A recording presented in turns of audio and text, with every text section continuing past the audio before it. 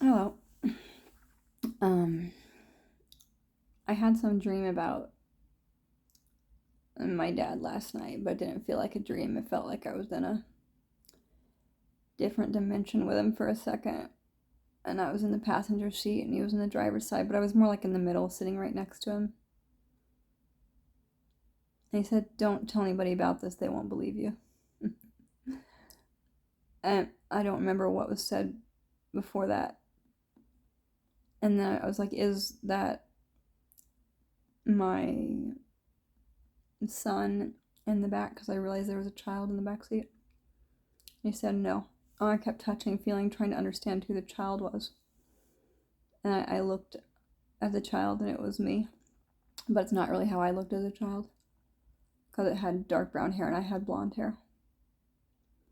But the eyes were the same. It's kind of like a miniature version of my current face, but my face didn't look exactly like this as a child. It was more innocent or whatever. Um, and I was very upset. Like, very, like, emotionally disturbed. Probably by what was going on around me, but I never remember being a child who could react or get paid attention to. But maybe it was just like showing me how I actually felt as a child. So that was hard. Um, and then the face of my dad switched to some woman that I haven't met in real life who was kind of condemning me for something, and I kind of told her to shut up or started crying or something. She kind of reminded me of my mother, but she didn't look like my mother. Uh, she looked kind of like someone in theater. Like she had a very expressive face, and she had like pigtails and big eyes, like me, but they were more light brown, and she had kind of a conical face, like a little sharper than mine. Um, I've seen people who looked almost like her, but no one like her in my life. She was pretty, but like harsh and unkind. Um, so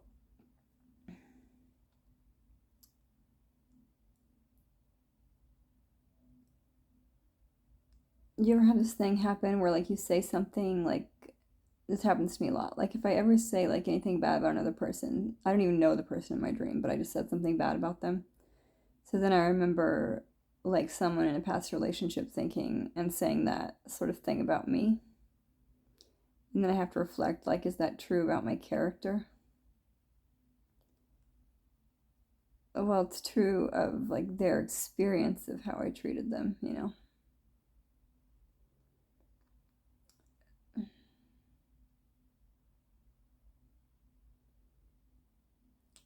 And I do like realize that I act like a different person in relationships with men than I do to the general public, or than I did to my own child, but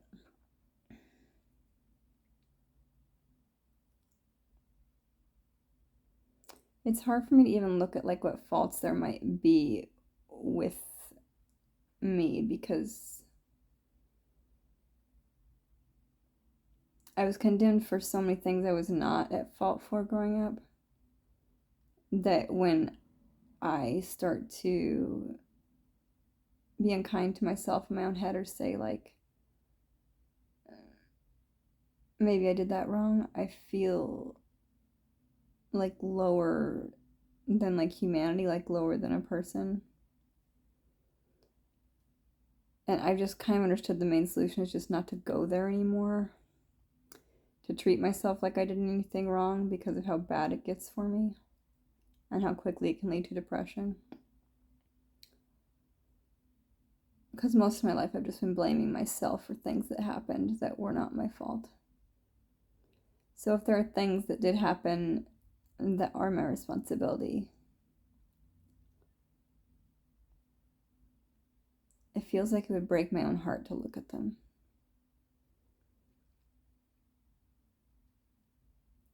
Um, when I was homeless in 2021 for a few months, at the end of the summer into the fall. In Montana, it was getting pretty cold, and I had to ride my bike all over the place. My fingers are still cold from the experience. But it's because I left like the person I was seeing at that point. And I knew I would be homeless if I did that. It's just, that's what I had to do. So, yeah.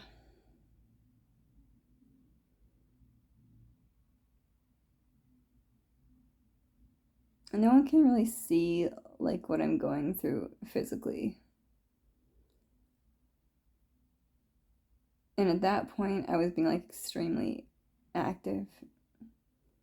It's just like I was doing like 50% more exercise than my body could really tolerate. Because I had to survive, and I was in a major panic mode from being traumatized in my last relationship. And what I do when I'm in panic mode is kind of keep going in some form or another. It's like a trauma response for me, which I now know is part of like what was happening my whole childhood. Not that it wasn't good to be engaged in school and music, but I was trying to hide from the pain I felt inside.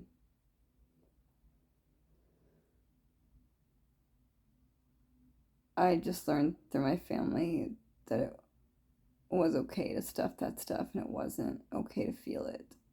And I hated that that was the model for me growing up, and I knew what was going on. Is I couldn't get myself to speak about what was actually going on because of how many times I had been silenced. Um,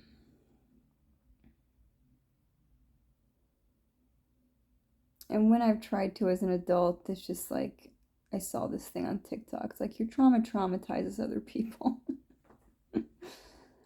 which I know to be true because I've experienced it with many counselors when I actually told them what had happened. I understand that most of them have never been through anything like I've been through. Part of me is starting to think most people have never been through anything like I've been through, but I don't think that's true. I just think I haven't met them.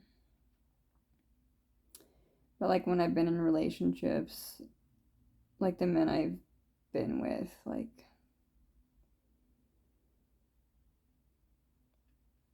I don't know. I remember one man stating like he'd never met anyone with as much trauma as me, and his ex-wife had grown up in a cult, which I also did in some way or another, similar ideology and structure of the family. Um, my parents were Rosicrucianists, pretty obscure kind of cult religion. It has some good stuff to say. But it's like anytime I would get too deep in that stuff, I think especially after my mom went crazy, it was like I just had to stop. Whenever it would get to like unknowns or things I couldn't understand, because I couldn't understand why this had happened to my mom.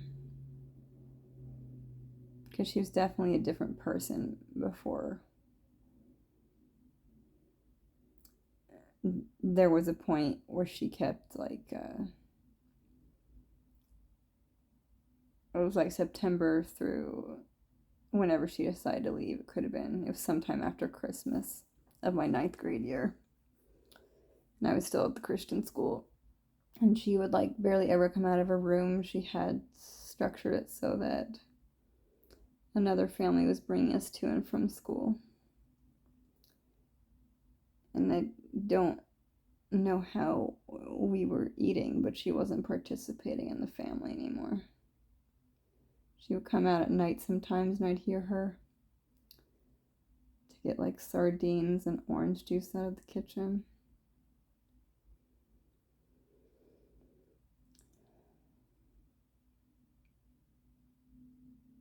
Her room,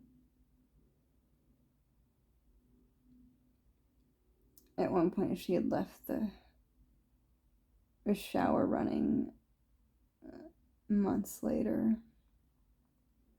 I don't know how long this went on. I just know it wasn't the total of my 9th grade year. I think it was 4 or 5 months in. But she left the shower running. Me and my brother somehow got in the room. I think we got her to open the door.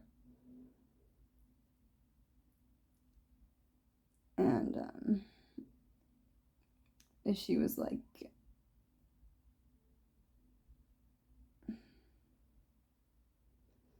she looked like bones sticking out kind of thin. And she was wearing a robe or something, and she could barely walk. And the room smelled like urine, and the water from the shower was starting to flood into my room next door. And this is when I was 15, I guess, because I turned 15 that year. We got her some food and got her to sit down and got her some water. I don't remember how quickly it progressed after that, but she wasn't at the home much longer. She called my dad when we were at his place visiting him and said she was visiting Nancy Smith in Oregon. I was always very mad about this. Nancy Smith is kind of like a Jane Doe name, you know. I remember for a while in my head trying to figure out if Nancy Smith was a real person. And all this stuff like made me wonder if I was crazy because my mom was crazy. I know saying someone with schizophrenia is crazy isn't popular, but this is how it feels when this happens to your mom, so just deal with it.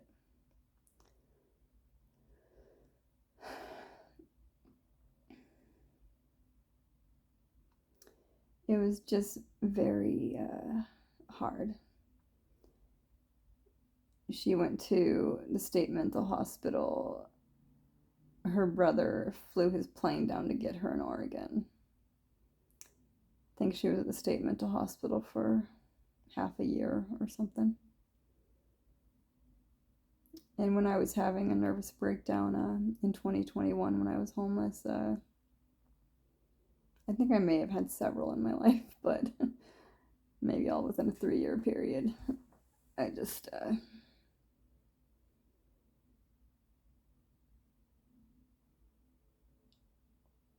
I'm skipping, but most all of high school, I thought I was crazy and kept checking.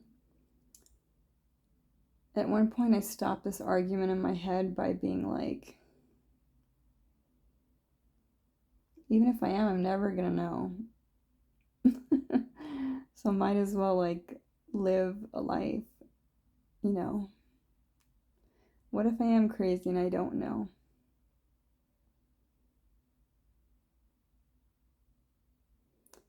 And I guess like years later when they said I had some symptoms of schizotypal, I mostly like blamed it on my then husband for how he'd been abusing me for years. But he would say I abused him or whatever. It was just that whole gaslighting thing where they make it look like you're crazy. And that definitely didn't help my mental health. I do in general feel like this part of my brain has like some sort of like fragility. And I know like if I watch too many things about conspiracy related things, even if I know them to be true, it's just going there in my head brings me back to the place where I wonder if I'm crazy or not. And then it starts like a downhill spiral. And I kind of lose sight of like my own sanity. I guess this feels like a dizzy, sort of incapacitated feeling. I never really stopped caring about other people, but I think what happens is I stop like, I kind of disassociate from myself because I feel so disturbed. So I tried to limit how much I do certain things like that. And I can't really watch scary movies without remembering them the rest of my life. So, past high school, I just barely ever watched any. First year of college, I watched quite a few with my little brother because that's what he wanted to watch, I think. Yeah.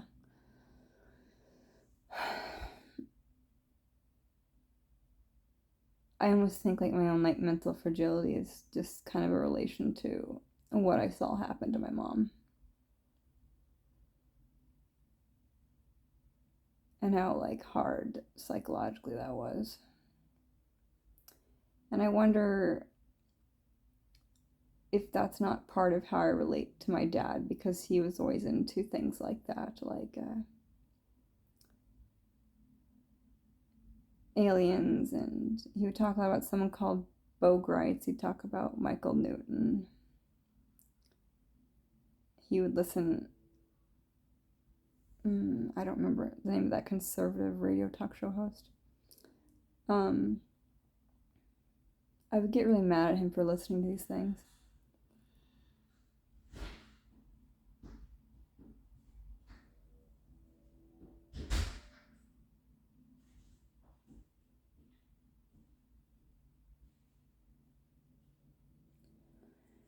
because I thought they weren't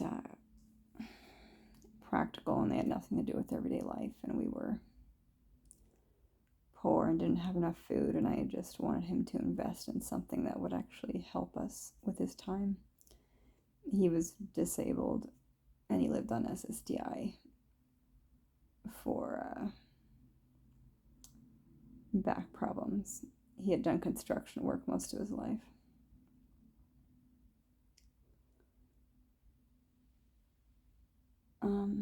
Okay. I'm feeling self conscious because someone walked in. Bye.